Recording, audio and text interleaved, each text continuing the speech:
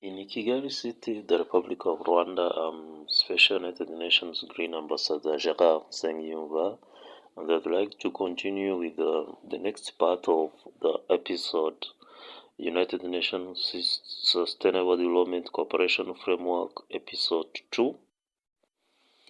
The United Nations Sustainable Development Cooperation Framework should be flexible, tailored to UN system's role in a specific country.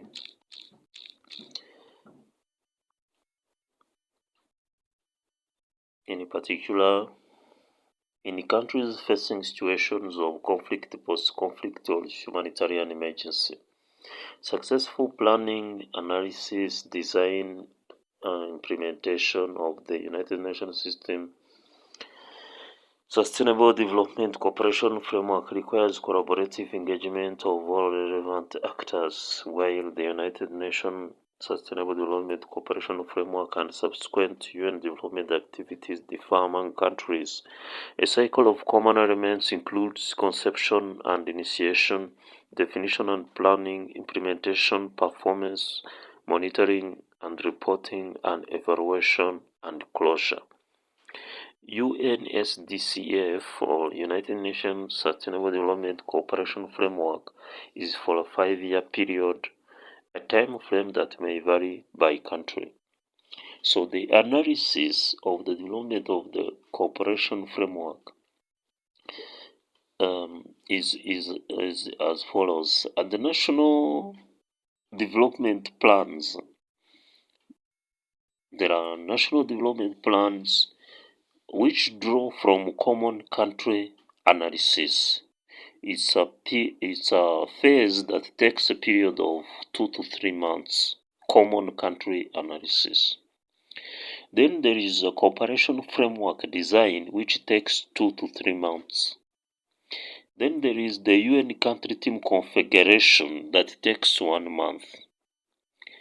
Then there is the funding framework that takes, of course, lasts 1 month.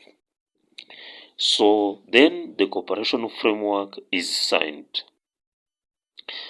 Then we go to the implementation. At the implementation, there are agency-specific documents. Then there is joint work plans.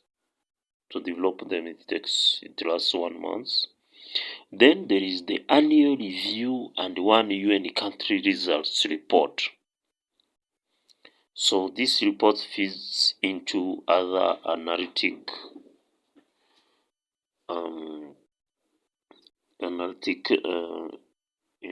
documents, other analytic implementation, other analytic inputs. So those analytic inputs are the ones that are once again used when you make the next common country analysis. Are they both those analytic inputs and national development plans, they are used in common country analysis. So the UN Common Country Analysis, or CCA, is the independent, collective, integrated, forward-looking, evidence-based analysis of the country context. It is part of a strategic pivot for the UN towards becoming the top source of independent, trusted analysis and policy advisor support on sustainable development. The CCA is the United Nations Systems Assessment, Description and Analysis. Description of causes and the implications of a country situation.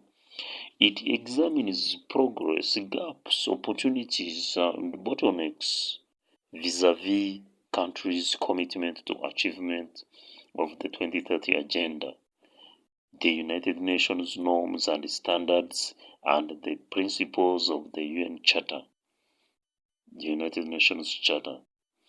Active engagement of senior UN country team members is key to conducting a comprehensive CCA. common country analysis. The CCA should be informed by and feed into senior leadership's strategic discussions on emerging issues, challenges, and principles of the United Nations Charter. The CCA is the opportunity for stakeholder engagement through inclusive dialogue to address complex issues. So the CCA is the UN Common Country Analysis and Symphony Systems Thinking and Foresight. It employs systems thinking and foresight. Elements of CCA. It should provide overall rationale for UNSDCF. CCA consists of 3 elements: gathering information, assessment, and analysis. This is not a linear process, but iterative.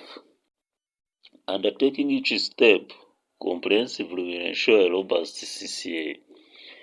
A quality CCA provides essential evidence for UNSDCF. The CCA generates country-specific analytics in the country and constitutes baseline for monitoring and evaluating United Nations Sustainable Development Cooperation Framework. A well-conducted CCA serves as the analytical foundation for good UNSDCF design. It feeds directly into the UNSDCF prioritization process, where challenges and opportunities identified in the CCA are narrowed down to a few transformative development solutions that the UN will focus on. So this made my lesson 2 of this lesson. I mean the entire course, the entire training of about the United Nations Sustainable Development Cooperation Framework. And I hope at this stage you have got key elements that gives you some understanding of the United Nations Sustainable Development Cooperation Framework. Thank you very much for listening, and we'll keep in touch for next content. And of course, I'm grateful to the United Nations Secretary General, Dr. Antonio Manuel de Oliveira Guterres, for all the trainings I've received since joining the United Nations system, and of course Riverside, on which I'm uploading these episodes in a free of charge plan.